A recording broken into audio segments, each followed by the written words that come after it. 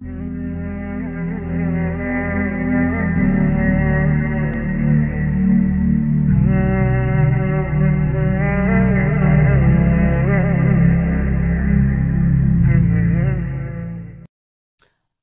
शरह ली सदरी व यस्सिर ली अमरी वाहलुल उक़दतम मिन लिसानी यफ़क़हू क़ौली। सलात कोर्स के हवाले से पहली नशिस्त में आप सबको खुश आमदीद। वैसे आप जानते हैं कि बड़ा मशहूर ये मकूला है, कहा जाता है कि सलात का हुक्म मालिक कायनात ने कुरान हकीम में कम व बेश कोई 700 मरतबा दिया है। अगर इल्मी लिहाज से बात की जाए, वैसे बात तो गलत है, मेरा ख्याल है कि 100 के करीब तो फिर भी दिया ही है, लेकिन 100 है या 700, इस चीज से कतई नजर मालिक कायनात ने एक ऐसी किताब मुरतब करनी थी जिसमें उसने खुश्को तर हर शय को जिक्र करना था, जिसमें इक्तसादी और इल्हामी तमाम तर अलूम को समोकर रखना था, अबद से लेकर अजल तक जिसमें सारे का सारा इल्म समोना था। उसमें तो इंतहाई इख्तिसार की जरूरत थी। उसी एक किताब में अकीमुस्सलात अकीमिस्सलात अकीमुस्सलात अकीमिस्सलात इतनी मरतबा क्यों? कम अज कम 71 मरतबा तो सलात का खुद लफ्ज ही आ गया, क्यों? इसकी बुनियादी वजह क्या है? क्या इसमें कोई हकीकत कोई हिकमत मुजम्मर है? मालिक कायनात का यह तो फरमान है कि वमा हुआ बिल हज़्ल इन्नहु लक़ौलुन फ़स्ल। ये फैसले की बातें हैं, ये कोई हज़ल नहीं है। अब हज़ल का मैं उर्दू में या पंजाबी में क्या तर्जमा करूं? अब मौजू नहीं है कि मैं कुरान पाक के लिए कोई ऐसा लफ्ज बोलूं। हज़ल कहते हैं फजूल बात को। अल्लाह ताला फरमा रही है कोई फजूल बात नहीं है, अभी मैं तुम्हें किस्से कहानियां सुनाने के लिए कुरान मुरतब नहीं किया।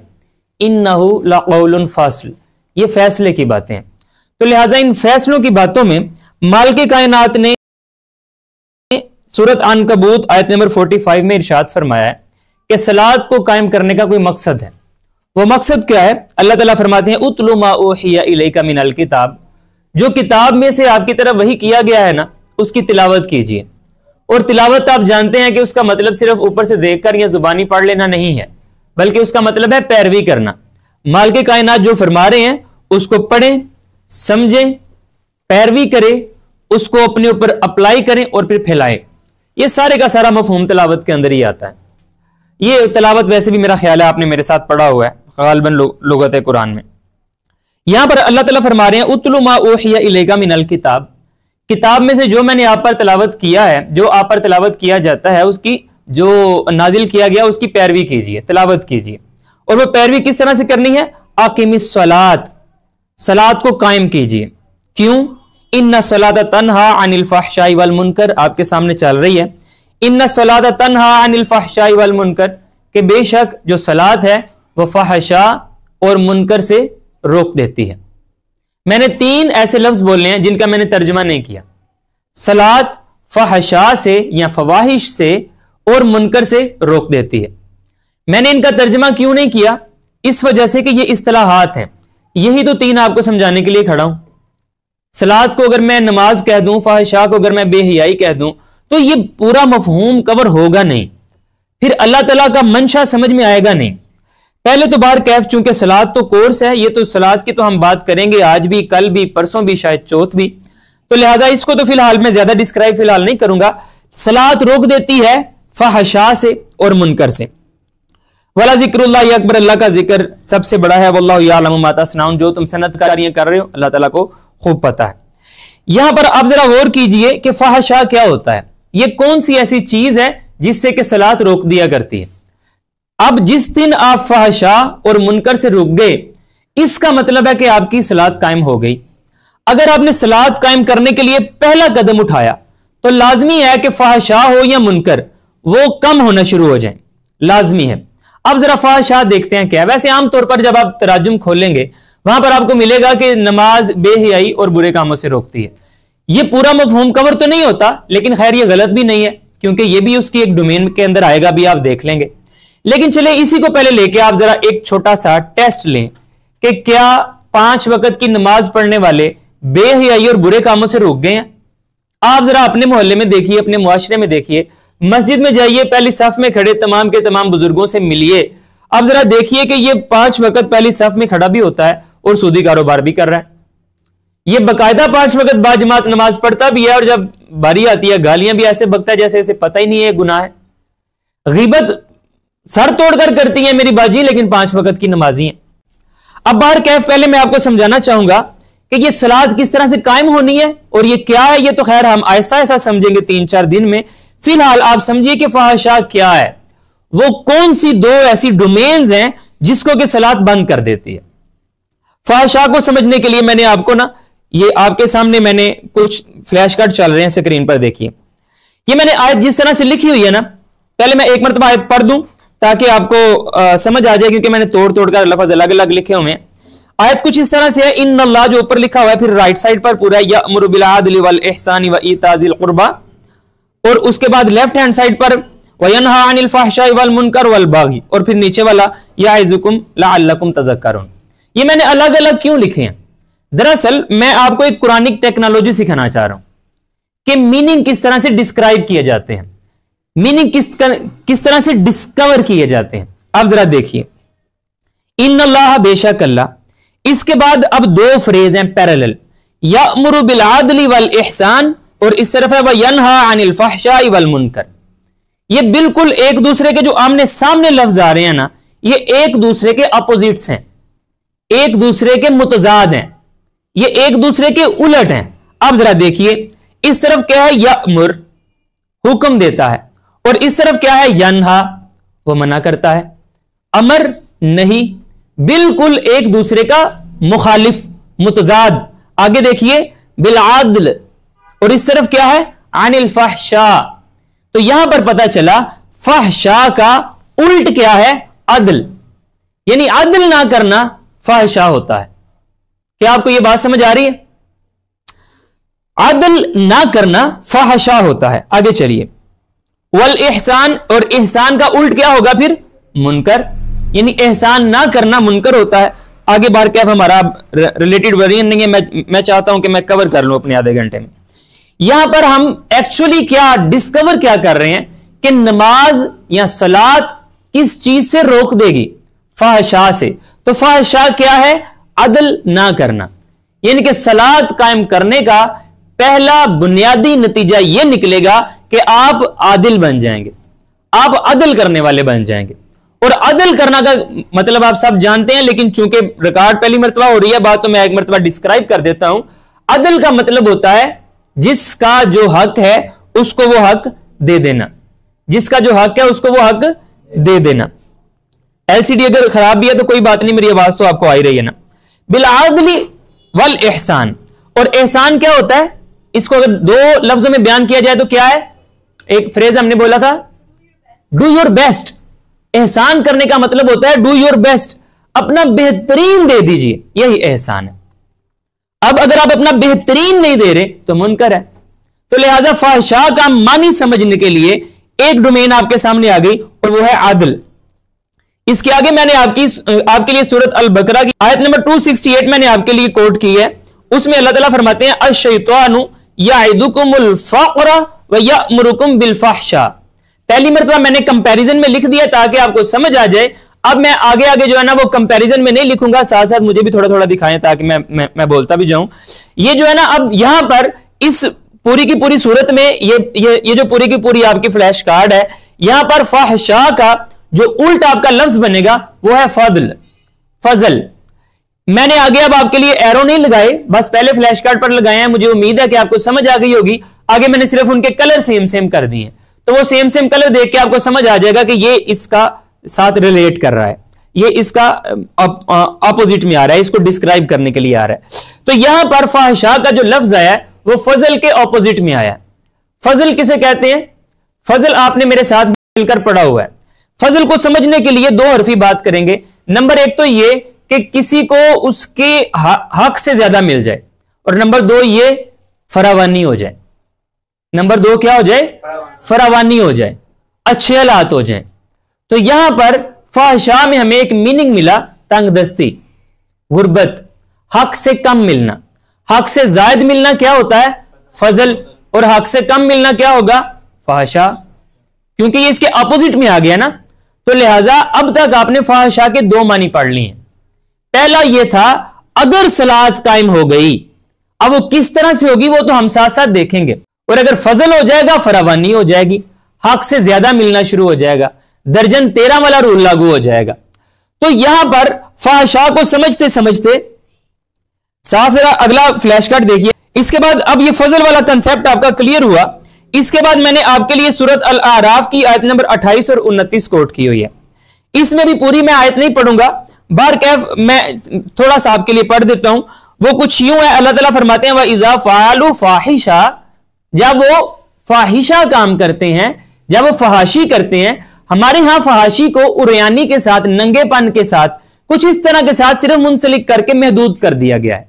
यह भी उसकी एक डोमेन हो सकती है लेकिन कुल्ली तौर पर यह नहीं है। यह बिल्कुल यूं ही है जैसे मैंने अगर कहना हो कि यह पाकिस्तान है तो यह पाकिस्तान है, लेकिन क्या सिर्फ यह एकेडमी ही पाकिस्तान है? नहीं, पाकिस्तान इससे बहुत बड़ा है, ऐसी लाखों करोड़ों एकेडमियां इसमें होंगी, लेकिन यह भी पाकिस्तान है। आप ये बात समझ रही हैं? इसी तरह से यहां पर आप जरा आगे देखिए, अल्लाह ताला फरमाते हैं व इज़ा फ़अलू फ़ाहिशा, जब वो फाहिशा करते हैं, फहाशी करते हैं, फाहिश काम करते हैं, तो क्या कहते हैं? कहते हैं क़ालू वजदना अलैहा आबाअना, हमने अपने अब्बाओ-अजदाद को यही करते हुए पाया है। वल्लाहु अमरना बिहा, और अल्लाह ने हमें यही करने का हुक्म दिया है। अब आप जरा गौर करें, कोई कौम ऐसी होगी कि वो फहाशी उरयानी नंगापन करे और वो कहे मैंने अपनी अम्मी को ऐसे ही करते देखा था तो मैंने इसीलिए ऐसे करना है। ऐसा कोई होगा? मैं आपको समझाना यह चाह रहा हूं, फहशा के अंदर सिर्फ नंगापन नहीं आता, इसके अंदर दो डोमेन्स बड़ी तो आपने देख ली। आगे देखिए, बाहर क्या वो कहते हैं कि हमने अपने अब्बाओ-अजदाद को ऐसा ही करता पाया। वल्लाहु अमरना बिहा, अल्लाह ने हमें यही हुक्म दिया है।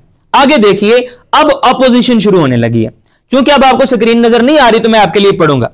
अल्लाह ताला फरमाते हैं उल, ए महबूब कहिए, इन्नल्लाह ला यअमुरु बिल फहशा, बेशक अल्लाह फहशा का हुक्म नहीं देता। आगे सिर्फ मैं दूसरा पढ़ूंगा, उल, तुम इन्हें बताओ, अमरा रब्बी बिल किस्त, मेरा रब तो हुक्म देता है किस्त का। तो यहां पर अपोजिशन समझ आ गई। इन्नल्लाह ला यअमुरु बिल फहशा, मेरा जो अल्लाह है वो फहशा का हुक्म नहीं देता। अमरा रब्बी बिल किस्त, मेरा रब किस्त का हुक्म देता है। पता चला जो फहशा होती हैं वो किस्त का ऑपोजिट होती हैं। अब ये किस्त का ऑपोजिट होना भी आपको समझ आ गया। किस्त किसे कहते हैं? किस्त कहते हैं, किस्त और अदल बड़ा करीब करीब है, लेकिन एक बारीक फर्क है। फर्क समझ लीजिए। मिसाल के तौर पर फर्ज कीजिए कि ये मेरे पास कोई बंदा काम करता है, इसकी दिहाड़ी है 800 रुपया, इसको 800 मिले, ये किस्त है। आपको ये बात समझ आ रही है? ये इंडिविजुअल मैटर है, जिसका जो हक बनता है वो अदा कीजिए, नहीं तो रहने दीजिए, ना आप उसको फिर काम पे रखें, रहने दें। लिहाजा जिसका जो हक बनता है उसको वो हक इंडिविजुअली लाजमी देना, इसे कहते हैं किस्त। और आदल कहते हैं, मिसाल के तौर पर फर्ज कीजिए मेरे 4 बच्चे हैं, मेरी 2 बीवियां हैं, या फिर कुछ भी, मेरी एक बीवी को यह अच्छा लगता है कि मैं उसको टाइम दूं, मेरी दूसरी बीवी को अच्छा लगता है कि मैं उसको शॉपिंग करवाऊं या पैसे दूं। यहां पर आदल क्या है? इसको टाइम दूं, इसको पैसे दूं। अदल यह नहीं है कि मैं इसको भी 4 घंटे दूं और इसको भी 4 घंटे दूं, जो उनकी रिक्वायरमेंट्स हैं वो पूरी करूं। लिहाजा आदल का मतलब होता है आप इज्तमाई तौर पर जिसका जो हिस्सा बनता है उसको दीजिए। एक को 4 रोटियों की भूख है उसको 4 दीजिए, इसको 2 की भूख है 2 दीजिए। लेकिन किस्त का मतलब क्या है? इंडिविजुअली आपने उसका आप पर हक है तो उसको उसका इंडिविजुअली पूरा हक दीजिए। अब ये मिसाल के तौर पर अदल के मामले में मेरे पास अगर फर्ज करें इसको 4 रोटियों की भूख है, इसको 2 रोटियों की भूख है, मेरे पास 1 रोटी है, अब मेरे पास पूरा है ही नहीं, मैं अदल कर सकता हूं कि मैं उसका फर्ज करें 3 हिस्से करूं, 2 हिस्से इसको दे दूं, 1 हिस्सा इसको दे दूं। अदल तो हो गया, किस्त नहीं हुआ। किस्त कब होगा? किस्त तब होगा जब इसको 4 ही मिलेंगी, जब इसको 2 ही मिलेंगी। अब फर्ज कीजिए इसको 4 रोटियों की भूख है और इसको 2 रोटियों की भूख है, मेरे पास हैं 20 रोटियां। अब अदल क्या होगा? मैं 1:2 रेशो के साथ इसको फर्ज करें 10 और इसको 5 रोटियां दे दूं, ये अदल है। लेकिन किस्त क्या है? इसको जितने की भूख है उतना दूं और इसको जितने की भूख है उतना दूं। आपको किस्त और अदल का समझ आ गया? तो लिहाजा किस्त का उल्ट भी फहशा है। लाजमी तौर पर वहां पर फजल का मामला हो जाएगा, हक से ज्यादा अल्लाह ताला नवाजना शुरू कर देंगे। लाजमी तौर पर जहां पर सलात कायम हो जाएगी वहां पर अदल वाला मामला कुल्ली तौर पर छा जाएगा, वहां पर अब किसी का हक मारा नहीं जाएगा। लाजमी तौर पर जहां पर अदल कायम हो जाएगा वहां पर अफराते ज़र भी नहीं होगा, क्योंकि वहां पर किस्त का मामला हो गया है। आगे चलिए, मैंने आपके लिए आगे एक रखा हुआ है फ्लैश कार्ड है 5-6।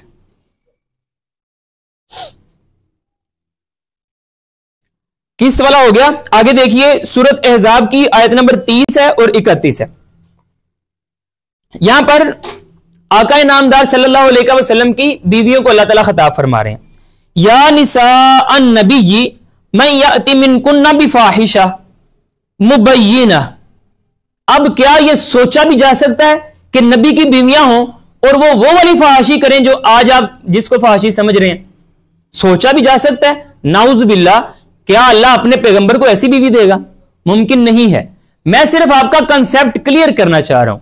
शैतान ने ना एक बड़ी खूबसूरत चाल चली है, वो बड़ा कामयाब भी रहा है, क्योंकि वो कुरान में तहरीफ तो कर सकता नहीं, उसने आपके और मेरे ज़हनों में इनके मानियों में खलत मलत कर दिया। उसने कहा फहाशा कोई बड़ा कंसेप्ट नहीं होता, बस इसका मतलब है पूरे कपड़े पहनो लपेट के रखो बस अपने आप नो, बस फहाशी खत्म। नहीं, यह फहाशी का इतना छोटा अंसर है जो उसने हमारे ज़हन में बैठा दिया। 100 में से उशरे अशीर 1000वां हिस्सा है ये गालबन। अदल कायम होगा तो फहाशी नहीं हम कहेंगे हो रही। अगर हर एक को उसकी जरूरत पूरी होगी, किस्त होगा, तो हम कहेंगे फहाशी नहीं हो रही। अगर फजल होगा हम कहेंगे फहाशी नहीं हो रही। अब ये मामलात सारे के सारे छोड़कर उसने कहा नहीं बेहयाई, और वो बेहयाई का भी एक है, तो ये सारी वैसे बेहयाई है ना, जब तुम हया ना करो फिर जो जी में आया करो। लेकिन उसने हमारे ज़हनों में एक जो स्केच बिठा दिया कि फहाशा क्या होता है, सिर्फ कपड़े पूरे पहन ले तो फहाशी खत्म। नहीं नहीं नहीं, खबरदार, ये फहाशी का एक छोटा सा अंसर है। वरना ये आयत आप मैंने आपको 3-4 आयतें पढ़ाई हैं, अगर सिर्फ फहाशी पर ही बात की जाती शायद आज का आधा घंटा पूरा हो जाता। या निसा नबी, ए नबी की बीवियों, मैं याति मिनकुन्ना बिफाहिशा, तुम में से जो फहाशी वाला काम करेगी, मुबय्यिना, और वो भी छुपी नहीं, वाज़िया, मुबय्यिना।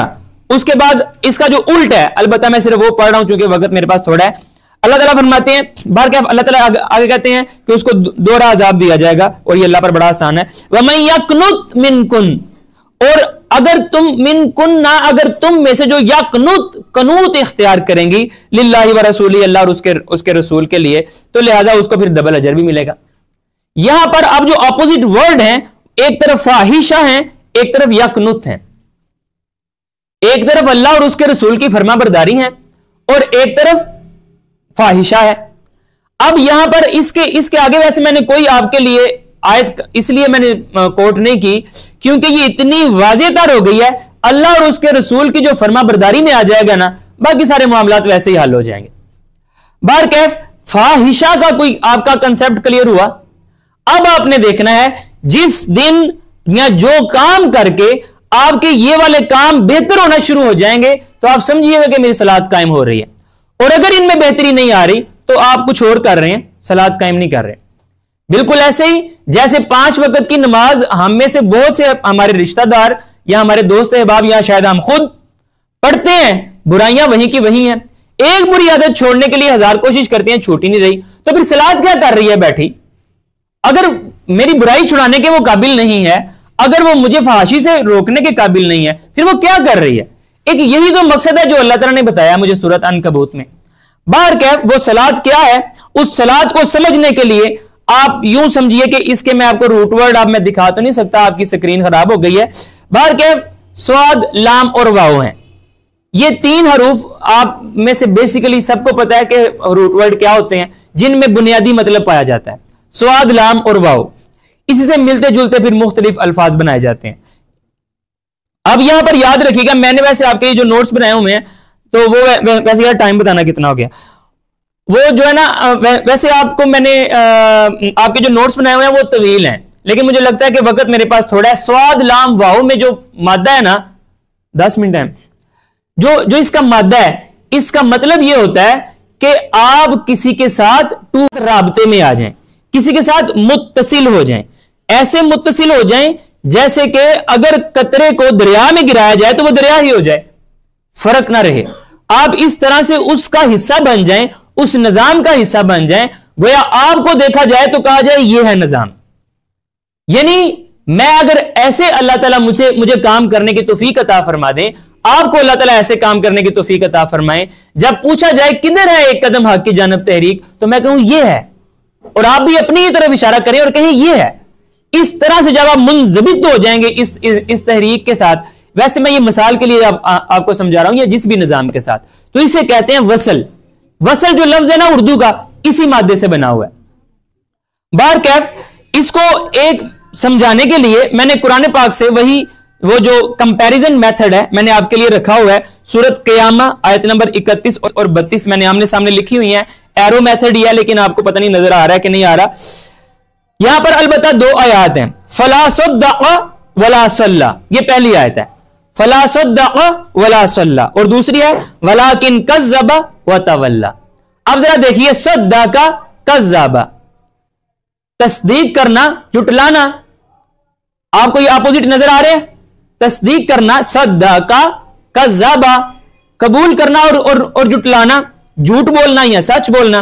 दूसरे जो इसके नीचे वाले फ्रेज हैं, सल्ला तवल्ला, सल्ला व तवल्ला, सल्ला व तवल्ला, ये क्या मतलब है?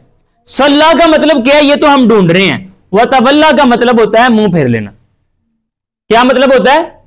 मुंह फेर लेना, पीठ कर लेना, किसी को रिजेक्ट करके इग्नोर कर देना। अब आपको समझ आ जाएगी।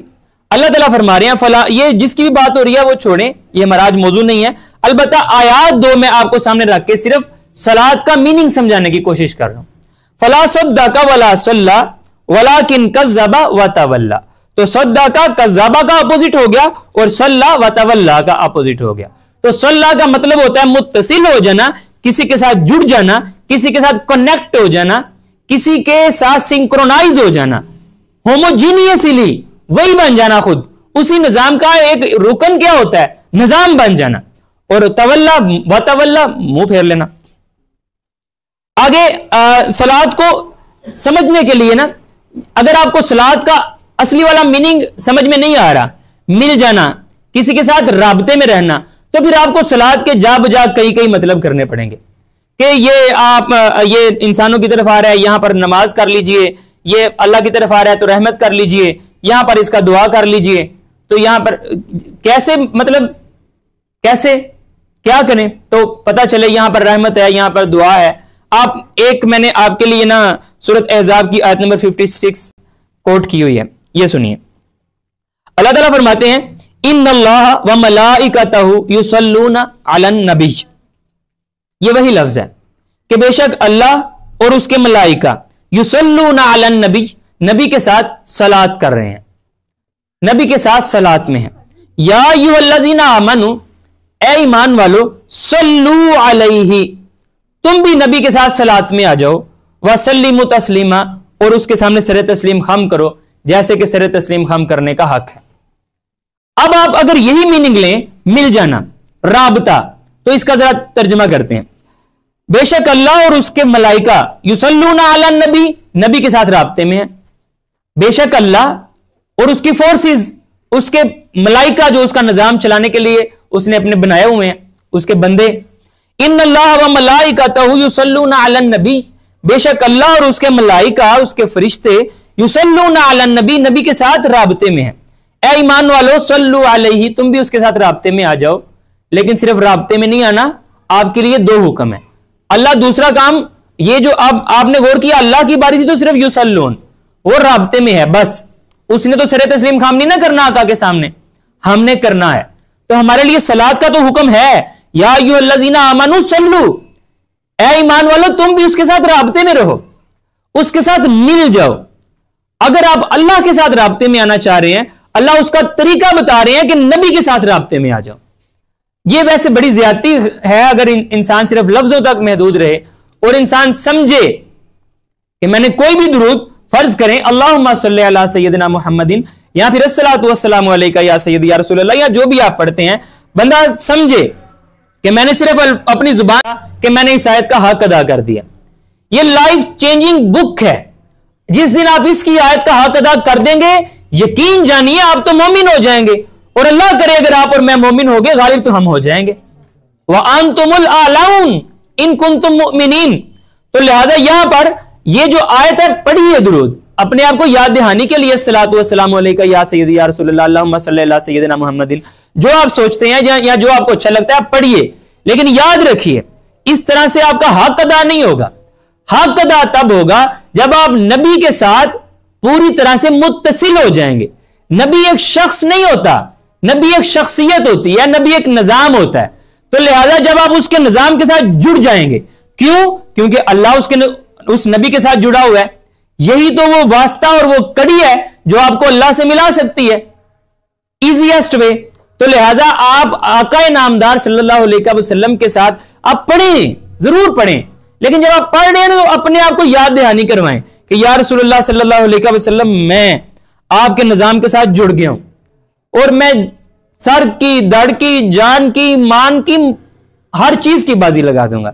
आप ये दिल में ख्याल करें ना, फिर इसके इजहार के लिए कह दें अस्सलातु वस्सलामु अलैका या सय्यदी या रसूलल्लाह, कोई हर्ज नहीं है। लेकिन असल में यहां हमारे झगड़े ही हो रहे हैं कि या कहना है कि नहीं कहना, और फिर आप दुरूद इब्राहिमी पढ़ें या ये पढ़ें। मकसद समझें, आप जो भी पढ़ें, कोई मसला नहीं है, वो आपका पर्सनल मैटर है।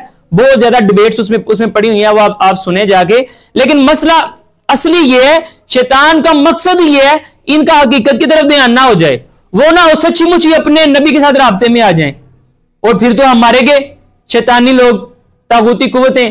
तो लिहाजा इनको बताओ कि तुम ये वाला पढ़ो तो ज्यादा सवाब होगा, ये पढ़ो तो कम सवाब होगा, ये तुम पढ़ा करो तो तुम बस बेड़ी पार है, 1,00,000 मरतबा बस दोहरा दो तो अल्लाह खैर सल्ला। वो पता ना, अल्लामा इकबाल ने कहा था जिक्रो फिक्रो सुबह गाही में, मस्त रखो जिक्रो फिक्रे सुबह गाही में इसे, पुख्ता तर कर दो निजाम खानकाही में इसे। ये जिक्र फिक्र में ये इसको बड़ा अच्छा लगता है जिक्र करना, इसको कहो बस ठीक है तस्बीह पकड़ो नुकरे लग जाए, बस मस्त रखो जिक्रो फिक्रो सुबह गाही में इसे, पुख्ता तर कर दो निजाम खानकाही में इसे। ये इब्लीस की मजलिस शुरा में इब्लीस अपने कारिंदों से बात कर रहा है कि ये हरब है, ये ना होगी ना सच्ची मुझे समझ आ जाए और ये अपने नबी के रास्ते पर आ जाएं, और अगर आ गए तो फिर तो हर चीज इनकी हो जाएगी। आपको माल के कायनात ने खिलाफत की खिल्लत अता फरमाई है। शैतान इब्लीस के पास क्या दिया उसे सिवाय मोहलत के? उसे कोई पावर्स तो नहीं दी, वो आपका हाथ पकड़ के तो कुछ नहीं कर सकता ना, ज्यादा से ज्यादा वसवसा डाल सकता है बस, और हमसे वही नहीं कंट्रोल हो रहा। क्यों? क्योंकि हमने कुरान का राब्ता छोड़ दिया। ये लाजमी नतीजा है। बाहर क्या मौजू किसी और तरफ चला जाएगा। बात यह हो रही थी सलात क्या होती है। तो सलात बेसिकली बुनियादी तौर पर राब्ते का नाम है, कनेक्ट होने का नाम है। अब कितने मिनट है जरा एक मरतबा फिर से बताइएगा। ओके, अब लिहाजा अब आगे मेरे पास वक्त नहीं है, तो बाकी इंशाल्लाह कल आपके साथ बात करेंगे। लेकिन एक बात मैं आपको तमहीदी तौर पर बता दूं कि कुरान पाक के मुतालिया के दौरान पहले भी आप में से किसी ने मेरे साथ सलात कोर्स किया, जरा हैंड रेस करें। हाँ, खाल ही हैं। चले, कितने मॉड्यूल्स थे हमारे सलात कोर्स के? तीन मॉड्यूल थे, 3 पहलू थे। तो लिहाजा 3 पहलू हम कुरान पाक के हवाले से इंशाल्लाह पढ़ेंगे कि सलात कायम तब होगी जब आपके ये 3 पहलू कायम हो जाएंगे। उनमें से पहला जो है वो है खारजी पहलू।